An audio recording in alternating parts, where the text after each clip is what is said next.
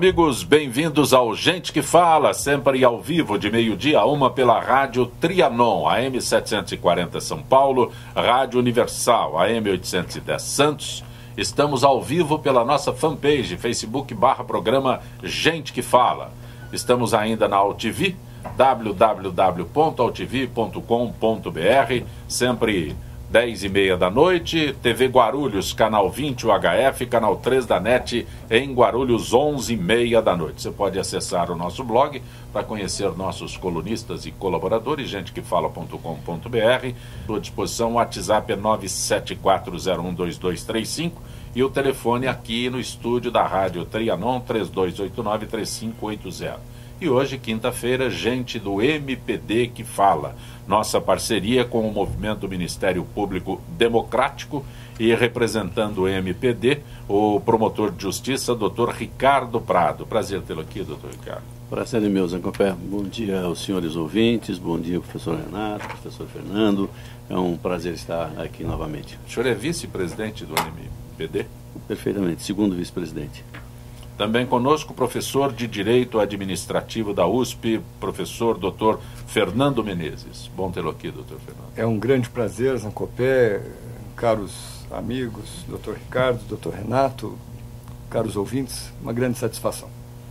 Advogado Renato Ribeiro. Doutor Renato é professor de Direito Eleitoral e Constitucional. Bom tê-lo aqui, doutor Renato. Uma grande honra participar mais uma vez, agora na presença também, Zancopé, do Dr. Ricardo e do professor Fernando, que inclusive foi meu professor na graduação. Então, é uma pessoa que eu já conheço há tempos, parte da minha formação eu devo a ele. Então, para mim é uma satisfação, é uma alegria estar presente com ele. Não tenho, claro, a sabedoria do professor Fernando, mas vou tentar fazer aqui alguns pitacos, alguma coisa nesse sentido. O senhor é professor de Direito Eleitoral. Este é um período em que tem muita atividade. Não o advogado, eu estou perguntando sobre as dúvidas que surgem a cada instante. Bom, no advogado é evidente que é um período de fértil, maior um período fértil. Trabalho. Na verdade, fértil nem tanto, mas de trabalho sim, entendeu? E em tempos de crise, reclamar de trabalho, a gente não pode reclamar que está aparecendo trabalho. Agora, o que acontece é que a legislação eleitoral, a cada nova eleição, principalmente uma eleição municipal, acontece uma série de mudanças. Eu costumo falar que uma eleição municipal é um tubo de ensaio, na verdade, em que a cada eleição geral, eleição presidencial, no período posterior, mudanças aparecem na legislação e, mais uma vez, nós temos uma legislação agora completamente diferente, não pode mais cavalete, o financiamento se dá de uma maneira diferente, e são várias dúvidas. Eu tenho participado bastante de palestras, a própria OAB, eu sou da Comissão de Direito Eleitoral da OAB e da Academia Brasileira de Direito Eleitoral, e falado aí Brasil afora sobre esses temas, porque bastante a dúvida dos candidatos, da população e até dos próprios operadores do direito, digo advogados, membros do Ministério Público, pessoas ligadas à magistratura, inclusive os próprios magistrados, porque existe uma incerteza em como se dará o julgamento de algumas questões, principalmente porque o prazo agora de campanha foi reduzido pela metade. Então, como se dará o julgamento? Esse é o questionamento que eu fiz do início, quando coloquei a questão, não é? Porque dúvida e mais dúvida a cada eleição, e nesta agora, essas medidas seriam eficazes, essas medidas, professor? A eficácia dessas medidas nós vamos comprovar com a prática, né? Eu tenho a sensação de que, enfim, tentar melhorar é uma postura louvável. Por outro lado, eu tenho receio de que muita mudança em seguida, muita mudança no calor das discussões de certos problemas, podem trazer soluções, ou digamos, falsas soluções, não que haja má intenção de quem as proponha, mas que não leve exatamente a essas consequências. Eu tenho a sensação de que, se essas medidas visam a combater certos focos de corrupção eleitoral, elas até podem fazer algum sentido. Se no limite elas tornam as eleições mais representativas da vontade da população, tenho lá minhas dúvidas. Eu tenho a sensação de que nós não estamos atingindo o ponto central da questão, que é aproximar eleitor e candidato. Acho que outros poderão dar opiniões mais abalizadas do que a minha. Algo a acrescentar? Eu acho que a redução do período eleitoral é ruim. Porque exatamente você está reduzindo os mecanismos de financiamento para evitar a corrupção. Isso faz com que o quê? Com que, na verdade, os candidatos precisem de mais tempo para fazer a divulgação das suas ideias. Se você, na verdade, restringe muito o período, né, você acaba fazendo com que você não tenha novos candidatos, entendeu? As pessoas não têm condição de apresentar as suas propostas num período muito curto. Então, na verdade, quem acompanha realmente a questão eleitoral percebe que o pessoal começa a fazer eleição, na verdade, quando termina a eleição anterior. Né? Já começa. Então, e a legislação, na verdade, reduz isso de uma forma absurda.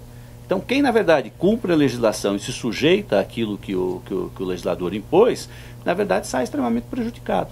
Né?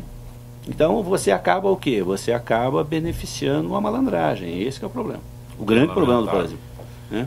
A proposta de criação de estruturas especializadas no Ministério Público para a otimização do enfrentamento à corrupção foi aprovada pelo plenário do Conselho Nacional do Ministério Público semana passada. Segundo a recomendação, os ramos e as unidades do Ministério Público brasileiro devem constituir com a brevidade possível grupos de atuação especial para o enfrentamento à corrupção com atuação preventiva e repressiva e com atribuição extrajudicial e judicial, civil e criminal. Dr. Ricardo Prado, nós conseguimos chegar a algum lugar com todas essas propostas aqui?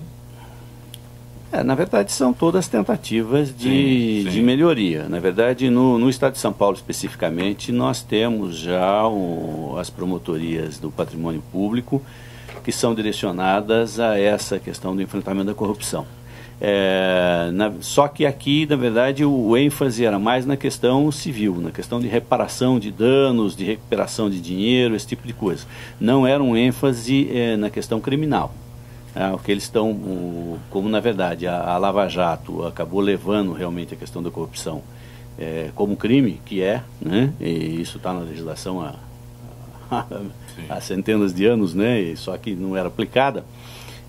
Então agora, na verdade, há essa preocupação de estender esse tipo de serviço, parar de brincar com esse tipo de assunto e realmente dar um enfrentamento mais sério. Né? Deixa eu só acrescentar um detalhe. Quando o senhor fala assim, aqui em São Paulo seria parâmetro, porque a gente sai de São Paulo, é outra realidade. Se a gente for mais acima deste país aqui... Não, perfeitamente. Por isso que a recomendação aí do ato do Conselho Nacional do Ministério Público é importante, porque na verdade ele começa a criar parâmetros nacionais.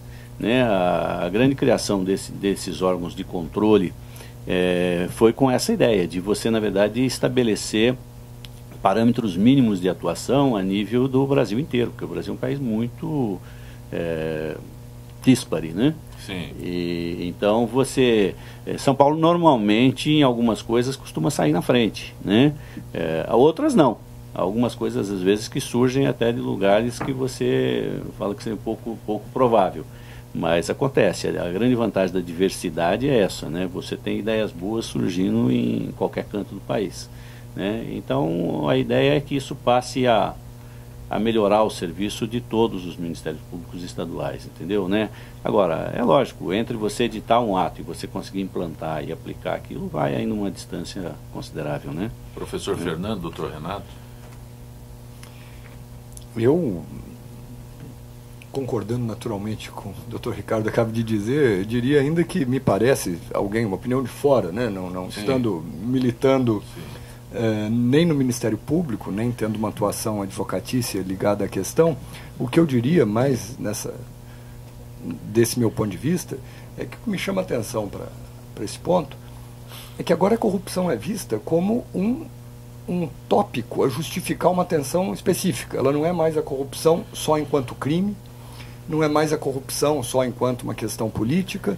A corrupção gera mesmo até a necessidade de uma técnica, de uma expertise em torno de uma multiplicidade de informações, questões econômicas, questões financeiras, transações internacionais, aspectos empresariais, aspectos penais, enfim, entender corrupção passou a exigir uma especialidade à parte, né? Em termos da realidade brasileira atual, isso é Mas a corrupção não é novidade. A corrupção não é novidade, mas eu acho que ela, vamos dizer, o combate à corrupção se especializou. O combate é novidade. O combate é novidade. Porque nós nunca tivemos, é a primeira vez, né, que temos um corruptor, né, sendo penalizado. Isso nunca existiu, nunca antes na história deste país.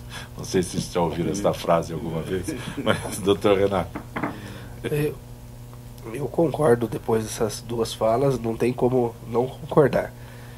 Como advogado, o Ministério Público tem suas colocações, e o que eu sempre tenho, eu costumo dizer que veio aquela velha frase, que a oportunidade faz o ladrão, porque já está enrustido dentro do próprio sujeito, dentro da própria criação e da própria valoração ética desse sujeito, que, havendo oportunidade, ele vai procurar benefícios que são benefícios, além de legais e morais. Então, uma retomada ética, esse é um desafio do Ministério Público, da magistratura, da OAB, da sociedade civil organizada, tem o Instituto Não Aceito Corrupção, a CNBB, outros players também desse sistema que defende, claro, o combate efetivo da corrupção, cada um a sua tomada. Na Justiça Eleitoral, que é onde eu atuo um pouco mais, tem o trabalho do Ministério Público Eleitoral, que é um trabalho excepcional, e também o trabalho dos próprios candidatos, por meio dos seus advogados constituídos, um trabalho de autofiscalização. Se você percebe que determinado candidato está incorrendo na prática de caixa 2, se você percebe que ele está transgredindo, que ele está comprando voto, cabe hoje ao próprio candidato também valer-se do seu direito e fiscalizar. É uma atitude de cidadania. Agora nós estamos bem, até sexta-feira, no prazo de impugnação do registro de candidatura. Quem pode proceder à impugnação do registro?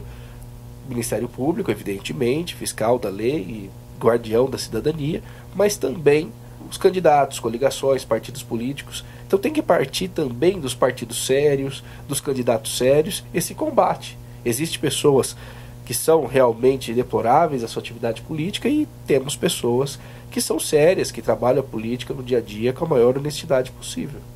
Doutor Renato, o senhor fez uma citação neste momento atual de pré-eleição, não é?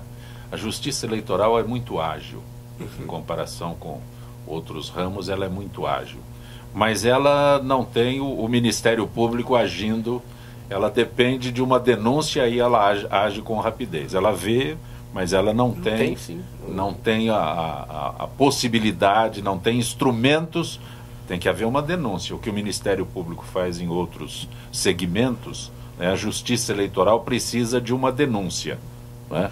Mas eu vou falar um pouco do Ministério Público de São Paulo, que eu conheço um pouco mais a atuação. Mas esse detalhe sobre a justiça eleitoral neste momento, né, em que ela tem que ser agora mais ágil, só tem 45 dias agora.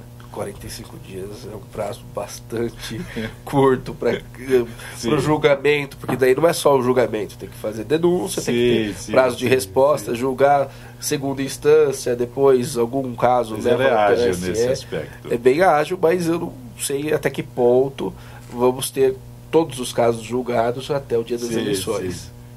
Então, algo, doutor. Na verdade, você tem, mesmo depois que você encerra a eleição, entra o encerramento da eleição e a diplomação, depois da posse dos candidatos, você ainda tem um período ainda onde você recebeu pode... o diploma, acabou. Não, a Justiça Eleitoral pode caçar antes, entendeu? Né? Então não é só antes, depois que recebe o diploma, está alguns processos, a maioria dos processos da eleitoral, o doutor conhece nessa área melhor do que eu, eles normalmente, muitas vezes, se encerram quase que no final, depois da eleição, né? Mas algumas coisas, às vezes, podem sair o resultado, sim, depois do resultado da eleição. Não é impossível, não. Sim. Né? E isso pode resultar na cassação pode mudar, do eleito. Já houve né? Alterações de resultado pela eficiência da justiça eleitoral. Não, Professor Fernando? Sim, eu ia observar que essas serão as primeiras eleições padrão Lava Jato, né? De controle e de, digamos assim, um certo temor difundido na sociedade de que há efetivamente controle. Um temor nesse sentido positivo, né? Que deve haver. Enfim, vamos ver como é que isso se reflete na atuação da Justiça Eleitoral. Não quero dizer que Lava Jato seja sinônimo. Me interrompo a frase para fazer uma observação entre parênteses. A gente passa a falar de Lava Jato, de corrupção, como certas generalizações, né? Então, quase que tudo que é ato ilícito envolvendo poder público e mundo privado, a gente chama corrupção, o que vai um pouco além do sentido técnico de corrupção. Tudo que é controle rigoroso remete à ideia de Lava Jato. Enfim, não estou querendo dizer com isso que a Lava Jato estabeleça um padrão que deva ser seguido em todas as instâncias de controle da legalidade dos atos. Mas, de certo modo, ela chacoalhou as mentalidades, né? Criou um novo contexto. Olha, já que o senhor citou o Lava Jato, o Ministério Público Federal e integrantes da Força-Tarefa da Lava Jato acompanham com atenção redobrada e preocupação as movimentações no Congresso que visam afrouxar o projeto 10 medidas contra a corrupção. Após a imprensa revelar que parlamentares da Comissão Especial articulam mudanças em pelo menos 4 pontos centrais do pacote, o sinal vermelho acendeu entre os principais defensores e instituições que apoiam as medidas. A Lava Jato, de repente, virou sinônimo de solução para tudo. E aí os políticos ficaram preocupados que nem todo mundo quer a solução. Pois é. Não estou fazendo aqui nenhum juízo de valor sobre as pessoas que propuseram cada medida. Eu até acredito que haja, isso não será explicitado, mas que haja sim essa motivação, querer afrouxar o rigor das medidas. Por outro lado, eu até acredito também que haja uma postura legítima de aperfeiçoamento dessas medidas. Tenho a sensação de que muitas delas vieram num tom de elevado rigor, talvez até mesmo esperando que a digestão das propostas no Congresso levasse a outros resultados. Então já propõe de um jeito exageradamente rigoroso, esperando chegar num resultado médio. Talvez seja essa, e talvez o médio seja melhor do que o mais rigoroso em alguns casos. A virtude está no meio. Não quero dizer que isso seja uma máxima que valha sempre, mas nesses casos talvez sim. Então, por exemplo, não me parece que, vamos dizer, um dos pontos que está sendo questionado, a questão de caixa 2. Não acho que nós tenhamos que ser tolerantes com caixa 2, em absoluto, não temos que ser tolerantes. Mas caixa 2 não é sinônimo de dinheiro furtado dos cofres públicos. Enfim, as coisas precisam ser distintas. As consequências precisam ser distintas. Consequência pode ser a mesma consequência de impedir que alguém ganhe uma eleição. Muito bem. Mas as causas são diferentes. Eventual sanção complementar há de ser diferente. Há coisas mais graves, menos graves. Talvez suficientemente graves para interferir com o processo eleitoral. Tornar alguém inelegível, por exemplo. Mas não é igualmente grave. Nós não podemos adotar uma régua única de um rigor absoluto que se torne ineficaz. Concordo com o professor Fernando. Faço até uma ressalva aqui em relação à própria Lei da Ficha Limpa. A Lei da Ficha Limpa, quando ela chegou ao Congresso Nacional por meio da iniciativa popular, ela era muito mais rigorosa do que o texto afinal aprovado. E no final das contas, foi a minha dissertação de mestrado, uma análise sobre a Lei da Ficha Limpa, eu acredito que foi benéfica essa mudança. Por exemplo, se pretendia que uma mera denúncia proposta pelo Ministério Público tornasse inelegível um determinado sujeito. Então era mais grave do que o próprio período da ditadura. E isso foi evidentemente afastado por meio dos deputados, os parlamentares, na reflexão. Mas isso eu, como leigo, entendo que não pode acontecer. Não basta que eu denuncie e alguém seja carimbado e saia. No texto... é ficha suja. Olha, ele é ficha suja, ele nem pode se candidatar. Aí, para explicar, é a velha história do brasileiro que não é quem acusa, é o acusado que se explique. Então o texto me parece ainda rigoroso, que hoje o texto aprovado e vigente diz que uma decisão de segunda instância, proferida por um órgão colegiado, então que já teve análise de mais de um membro do Poder Judiciário analisando aquela situação, para que dê um mínimo de confiança às decisões. Eu acho que isso é importante, que haja uma reflexão, até porque se tornar alguém inelegível, uma questão, uma sanção por prática de corrupção, ela é muito deletéria para a própria cidadania e principalmente para a própria pessoa acusada.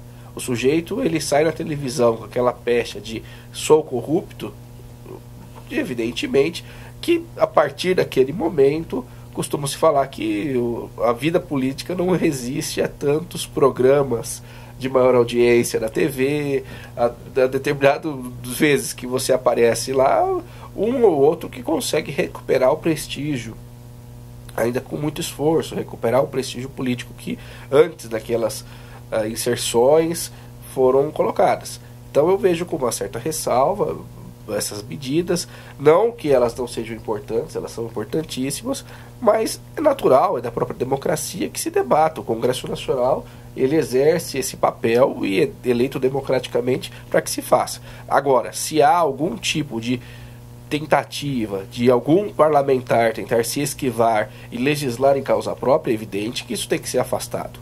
Daí já incorrem outras práticas muito menos interessantes do que o combate efetivo à corrupção. Eu acho que o Congresso realmente nessa questão é soberano. Embora a Lava Jato esteja voltada por grandes interesses do país, eles também não são os donos absolutos da verdade, né?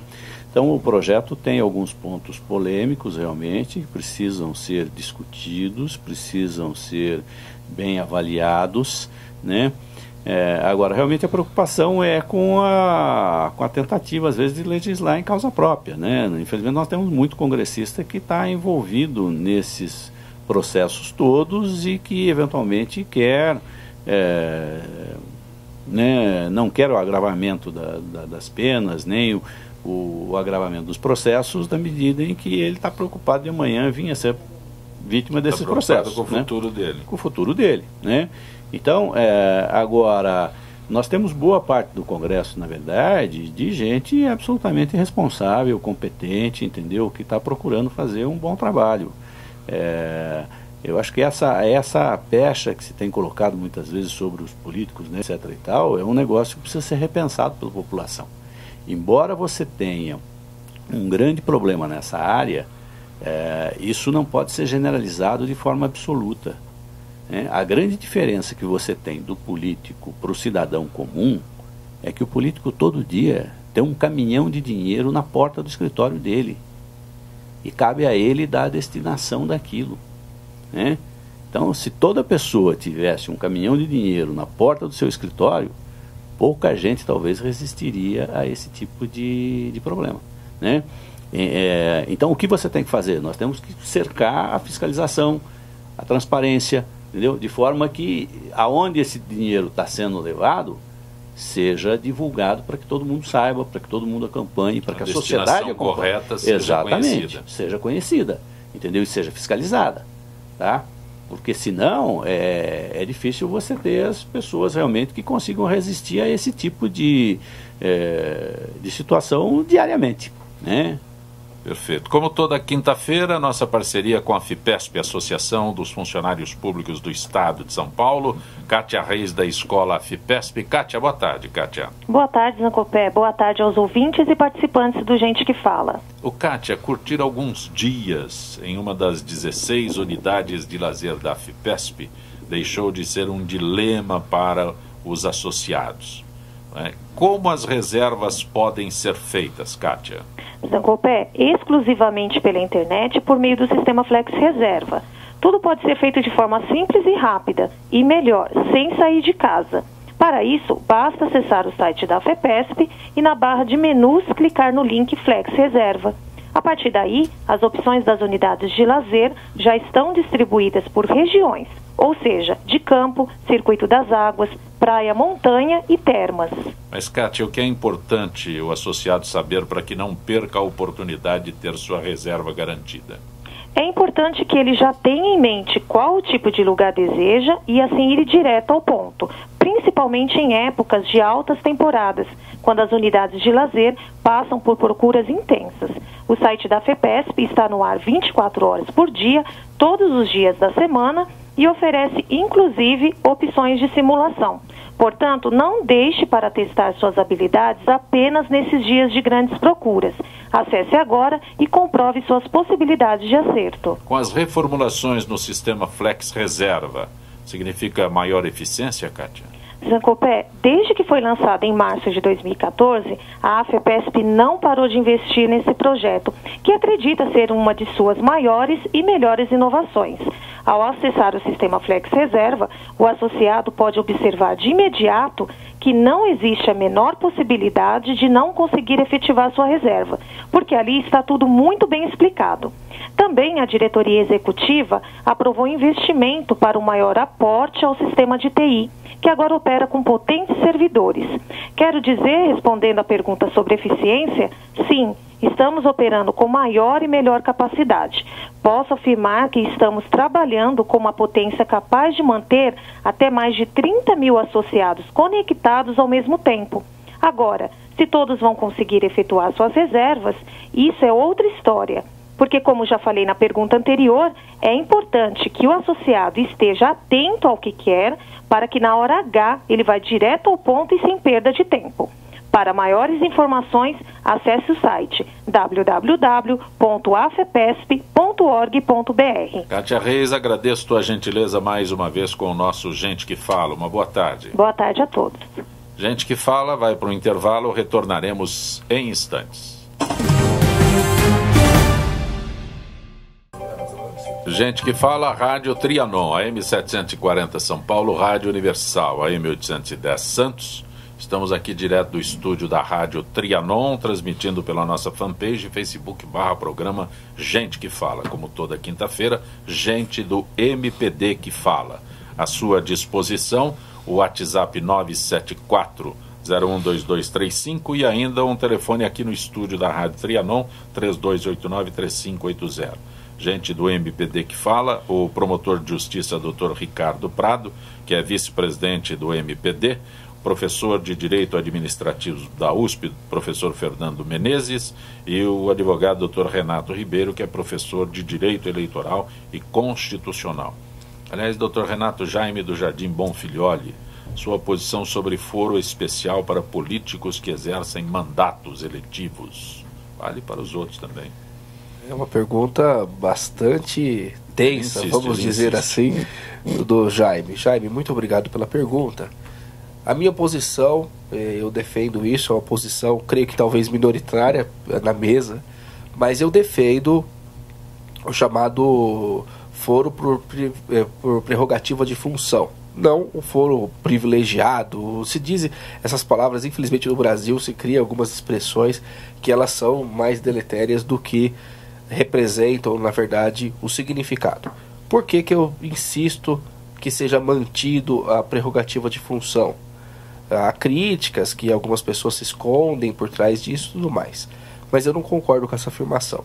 Primeiro porque seria um reconhecimento que o Poder Judiciário, no caso, por exemplo, do STF, não tem condições de julgar efetivamente um parlamentar, um deputado, um senador.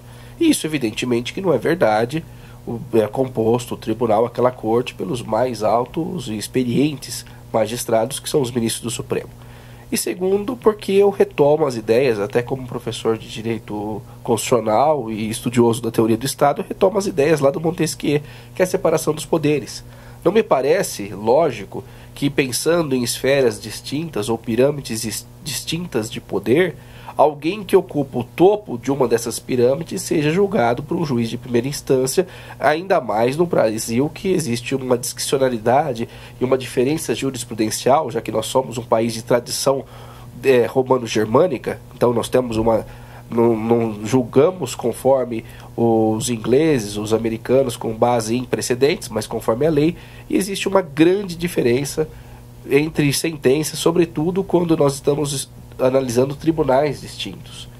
Então, eu imagino que isso causaria ainda mais confusão, ainda mais problema e poderia resultar na restrição de direitos políticos de pessoas que, salvo uma condenação criminal ou uma condenação, ainda que na esfera administrativa transitada em julgada, presume-se inocente.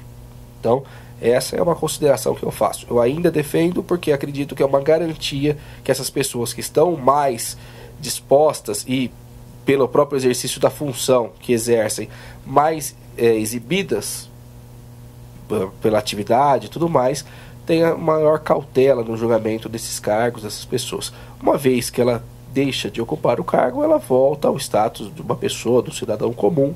Evidente que daí ela tem que ser julgada na primeira instância. O cargo, então, ele não é um refúgio. Ele não é um refúgio nem para cima nem para baixo. E, digo mais, é uma vantagem ser julgado na primeira instância, porque eu tenho graus recursais maiores. O sujeito que é julgado diretamente pelo STF, ele não tem onde recorrer. Então é pior, mas eu tenho uma garantia de que ele vai ser julgado e a decisão talvez seja um pouco melhor analisada pelo plenário do Supremo, etc. Carlos de Pinheiros, doutor Ricardo, o Carlos quer saber por que o governador do estado escolhe e nomeia o procurador-geral do estado. Eu acho que aí está o grande problema, na verdade, da questão anterior. O problema todo não é a questão do foro por prerrogativa de função. A questão, na verdade, está na nomeação da cúpula do Ministério Público e na cúpula do Poder Judiciário. Seja os ministros do Supremo, os ministros do Superior Tribunal de Justiça e os procuradores gerais dos Ministérios Públicos. Essa nomeação é feita pelo Executivo. E isso, na verdade, dá ao presidente e aos governadores um poder muito grande sobre as instituições. E isso, na verdade, que é o problema, a grande dificuldade de se processar as pessoas que estão no degrau mais alto da pirâmide. Então, o que você precisa, na verdade, é essa mudança. Nós precisamos mudar a forma de composição do Supremo Tribunal Federal, a forma de composição do STJ e a forma de eleição dos procuradores gerais dos Ministérios Públicos. Já há um projeto agora, uma emenda constitucional, apresentado por um número significativo, inclusive de deputados, porque tem muita gente preocupada, na verdade, seriamente com os destinos do país, que muda, inclusive, a forma da eleição do procurador-geral. Ela passa a ser feita por eleição e aquele que for eleito, na verdade, vai passar por uma sabatina perante o Legislativo. Eleição mas por quem? Não pelos próprios membros? Pelos próprios membros. E só que para você ter uma fiscalização por parte da sociedade, ela não ficar só um aspecto corporativo, né? Então você teria uma intervenção não do Executivo, mas teria uma intervenção do Legislativo, que é mais fragmentado. Né? Para o questionamento. Para o questionamento, entendeu? Para que ele passasse por uma sabatina para se verificar se realmente está em condições de assumir o cargo ou não, entendeu?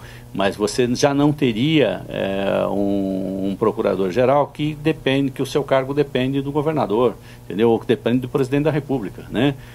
Isso é muito ruim. Esclarece um pouco mais, qual seria a proposta para se competir aí, para se disputar esse cargo? Hoje são apresentados 3 nomes, é isso? Não, na verdade, você tem uma eleição interna, tá? Sim. Você abre... chega a 3 nomes. E aí hoje você chega a 3 nomes, isso no Estado, na União nem isso. Não no Estado, né? Vamos falar do Estado tá? de São Paulo. Você abre uma eleição interna, você chega a 3 nomes, esses 3 nomes são encaminhados ao governador e ele escolhe qualquer um dos 3. Nem sempre o mais votado. Nós já tivemos 2 ocasiões em que foram nomeados o segundo colocado e não o primeiro. Essa discussão, o mais correto seria se referendasse o mais votado. Se fosse isso, não haveria problema. Aí você, na verdade, mas aí o que acontece? Aí você não precisa da lista dos 3 nomes. Automaticamente o mais votado já estaria eleito. Aí já se incorreria nessa pretensão de não há necessidade do governador nomear, ele só referenda. O ato aí de nomeação seria meramente burocrático, na verdade, sim, mas sem qualquer poder de alterar o resultado da eleição, né? O grande diferencial é esse poder de alterar o resultado da eleição. É isso, na verdade, que é Essas coisas, na verdade, são pode parecer brincadeira, mas essas coisas são resquícios da monarquia, tá? Na época do período monárquico, o imperador podia tudo. Então ele nomeava todas as cúpulas do judiciário, nomeava as cúpulas do Ministério Público e etc. e tal. Quando se implantou a República, na verdade, você não tinha um projeto completo republicano, tá? Então você mudou algumas coisas, né? Então você fez o quê? O imperador já não pode ser mais ficar o tempo todo. Ele fica só um período, né? Ele já não é mais escolhido por direito de nascimento, mas ele, na verdade, é escolhido por uma eleição. Quer dizer, você mudou algumas coisas, mas outras permaneceram absolutamente iguais ao que era. Você mudou o nome, né? A questão do foro por prerrogativa de função era foro privilegiado. Entendeu? Por quê? Porque, na verdade, era decorrente do nascimento. Se o cara fazia parte da nobreza, ele tinha o privilégio de ser julgado pelos tribunais superiores. Se ele não fosse parte da nobreza, ele era julgado pelo juiz de carreira. Tá? Hoje não. Hoje, na verdade, esse foro é em razão do cargo e só vale enquanto ele estiver no cargo. Na verdade, passou a ser uma questão de hierarquia. Né? Porque como é que você vai dar a um juiz de primeiro grau o poder de julgar o presidente da República? Né? Tá? Que na verdade muitas vezes é quem paga o salário dele, né? Então fica contraditório, fica impossível você fazer isso, né? Você tem que julgar o presidente da República realmente pela mais alta corte do país, né? Agora, você não pode ter isso quando o presidente da República é quem nomeia a mais alta corte do país, porque aí não tem jeito, né? Aí realmente fica impossível. Acho que as linhas principais dos argumentos são essas mesmo. Né? Faz sentido, em tese, eu concordo com o Renato, faz sentido haver a prerrogativa de foro. Porque não é o indivíduo naquele momento que está sendo julgado. É o indivíduo exercendo uma determinada função pública de relevância. Se o indivíduo merece estar lá ou não, é outra história. Mas a função é de relevância. Quer dizer, não ser assim é abrir possibilidade de certas distorções.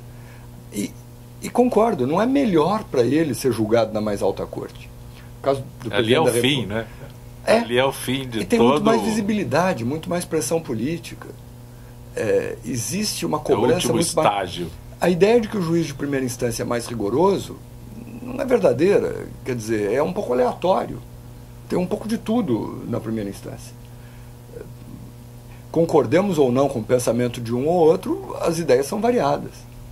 Agora, essa mesma ideia de foro por prerrogativa, como prerrogativa da função, encontra essas distorções. Quer dizer, no caso do presidente da República, se ele próprio participa diretamente da indicação daqueles que vão depois julgá-lo, isso não faz sentido. Também não faz sentido ao inverso. Suponha que um determinado presidente da República tenha indicado a maioria dos juízes do Supremo Tribunal. Mas, passados alguns anos, os juízes ainda estão lá, o presidente é outro. Outro de uma linha oposta. E que também vai ter um desequilíbrio ao ser julgado por uma corte politicamente, digamos, alinhada, pelo menos. O eleito é adversário do anterior. Então, isso funciona para o bem ou para o mal, do ponto de vista de quem está sendo julgado. Tem esses desequilíbrios. A ideia não é ruim, em princípio, mas passa, como o doutor Ricardo disse, por uma revisão do modo de investidura desses juízes da mais alta corte. Doutor professor Fernando, Fátima do Jardim Irene pergunta ao senhor por que o governo estadual não quita precatórios alimentares, e aí a pergunta, ninguém é punido. Eu diria que esse é um problema. Não tem resposta. Esse é um problema que não é só do governo estadual, é um problema um tanto generalizado no país. E o fato é que a própria Constituição vem sendo emendada de tempos em tempos para conceder, entre aspas, moratórias aos governos em relação à quitação dos seus precatórios.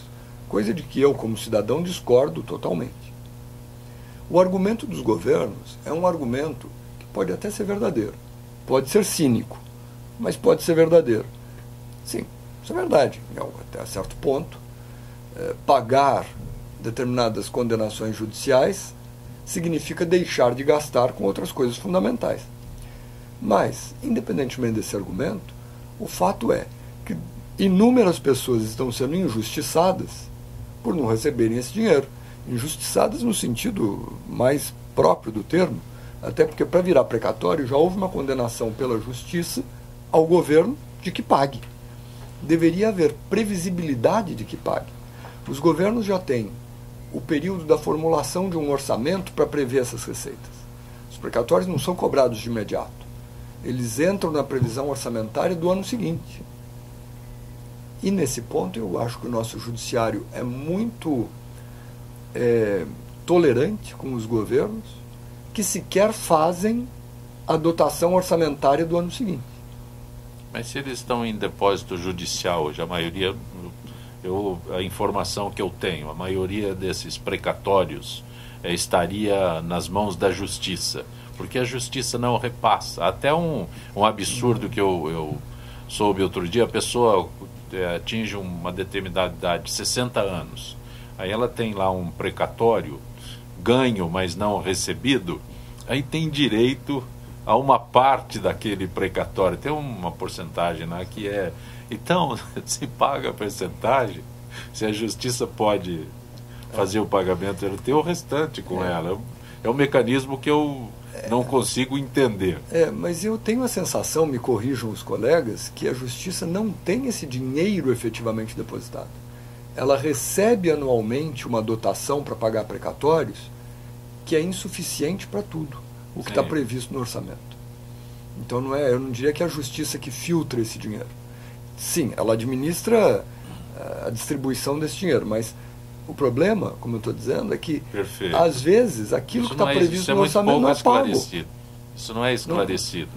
Ou não é previsto no orçamento, o que já é grave, ou, mais grave, está previsto no orçamento, o dinheiro entra nos cofres públicos, mas sai para outras destinações e não é pago.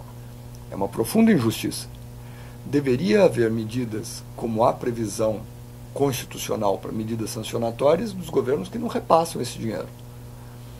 Essa tolerância de um ano às vezes chega a quase 2 anos, depende, porque assim, a dívida constituída num ano entra no precatório do ano seguinte para ser pago até o último dia do ano seguinte. Esse lapso pode chegar próximo de 2 anos. Deveria ser suficiente para que o governo organizasse a sua previsão orçamentária para pagar. Mas aí é muito que o governo se organize, é muita esperança no Brasil. Doutor Renato, Eunice do Jaçanã, mulheres candidatas não são as mais competentes, são escolhidas a dedo para serem comandadas, é a opinião da Eunice do Jaçanã. Estou dirigindo o senhor porque o senhor é professor de Direito Eleitoral, mas se houver alguma outra análise... Eunice, essa questão das mulheres candidatas é uma questão muito importante, fundamental, é uma tensão que a democracia e a justiça eleitoral têm reiterado, inclusive por meio de propagandas, inserções na imprensa, falando da importância da atividade política da mulher.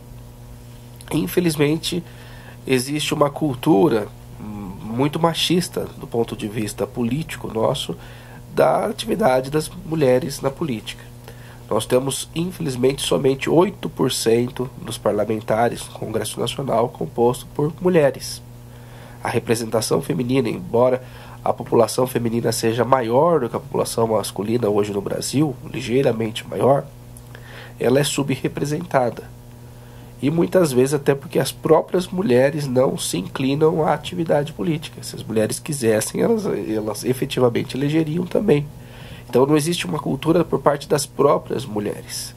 Isso é muito importante que se diga para que a política seja oxigenada e tenha efetivamente a participação devida das mulheres, que são importantíssimas para a nossa sociedade e para a nossa política. Muitos partidos eles não conseguem sequer cumprir a cota de sexual, né? Algumas pessoas falam a cota feminina. Não é uma cota feminina, é uma cota sexual, em que existe a necessidade de que o partido tenha pelo menos 30% do outro sexo oposto. Então, se eu tenho 70% de mulheres, eu tenho que ter 30% de homens.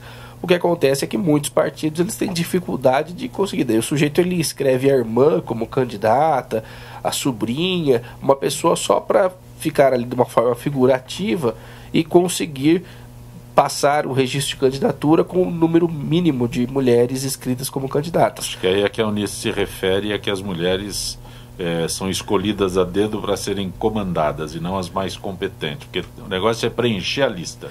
Infelizmente, exatamente. A Eunice, ela foi feliz nessa colocação porque acaba sendo escolhida para preencher a lista. E não é esse o objetivo, evidentemente, da política. O objetivo é que a mulher ela trabalhe, que ela consiga efetivamente desenvolver seu trabalho na política sem que dependa da opinião ou do comando de um homem, ou seja, a pessoa que for.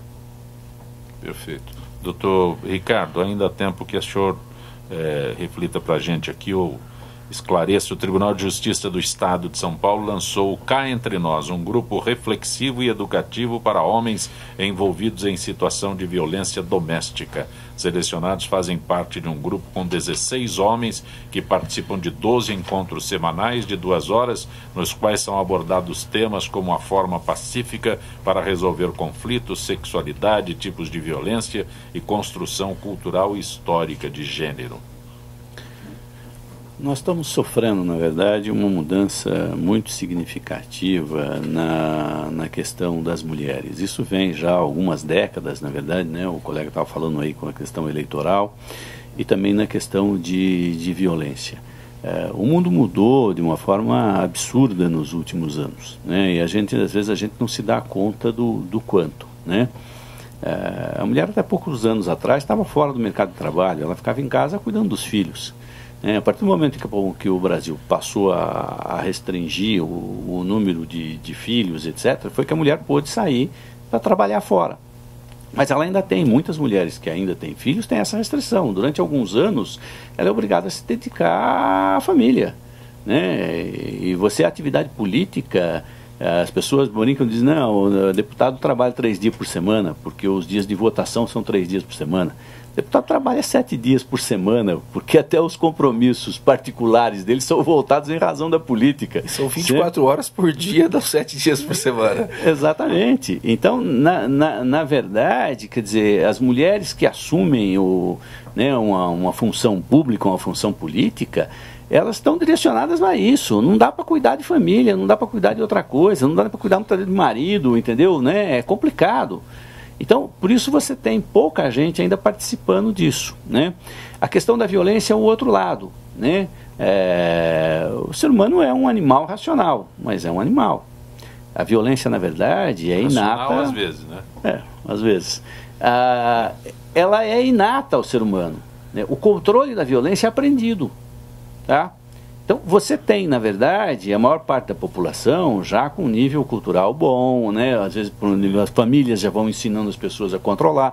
Desde pequeno, você vira para o seu filho, mordeu o amiguinho, não pode morder, entendeu? Né? Não gostou do que o outro falou para você, mas você não pode dar murro, entendeu? Né? Então, você vai ensinando desde pequeno. Agora, infelizmente, nós temos uma parte da população que não teve família, né? Que não teve quem o ensinasse, né? E que acaba reagindo, às vezes, de uma forma exagerada. Aliado a isso, nós temos o problema do que o homem é fisicamente, normalmente, mais forte que a mulher, né? Você pega os casais, o mais normal era o homem ser mais alto. Hoje isso está mudando, você está começando a ter uma situação de equilíbrio até físico, né? As mulheres hoje estão fazendo muito esporte, etc. e tal, entendeu? Né? Estão se preparando realmente para o mercado de trabalho, para os novos desafios, né? Agora, você tem muito homem ainda com aquela cultura machista, entendeu? Né? Que acha que a mulher é dele, que ele faz dela o que ele quer. Exatamente, sou o dono. Né? Isso vem do Império Romano, né? Sou o dono da mulher. Então aí você precisa rever essa cultura, né? Então essa iniciativa do tribunal é um começo, uma tentativa de tentar rever essa cultura machista, entendeu? Estamos chegando ao final, doutor Renato Ribeiro, agradeço a tua gentileza de ter participado do nosso Gente que Fala mais uma vez. Eu agradeço muito, Zé Lopé, e principalmente diante de pessoas da mais profunda admiração, o doutor Ricardo, o professor Fernando, que eu repito, foi meu professor, então ele que me corrija, embora espero ter sido bom. Hoje ele pode corrigir, as salas eram nota, né? As salas eram grandes, eu ficava lá no fundão, mas eu prestava bastante atenção e acabei escolhendo seguir essa área do direito público e ainda continuo nessa atividade. Professor Fernando Menezes, agradeço a tua gentileza. Muito obrigado. E reencontrar um ex-aluno. Pois é um grande prazer reencontrar o É gratificante. Já temos tido alguns contatos ultimamente, é sempre um prazer revê-lo. Dr. Ricardo, foi uma grande satisfação estar aqui ao seu lado. Dr. Ricardo Prado, o nosso gente do MPD que fala é possível graças à parceria do movimento do Ministério Público Democrático e o nosso programa. Obrigado, Zancopel, obrigado, senhores ouvintes, doutor Renato, doutor Fernando, um prazer muito grande conhecê-los nessa oportunidade. Também fui brindado realmente com esclarecimentos importantíssimos, porque mesmo a gente sendo da área jurídica, o direito cresceu muito, né? E você sempre tem visões diferentes e essa diversidade é muito rica, né? Muito obrigado pela oportunidade.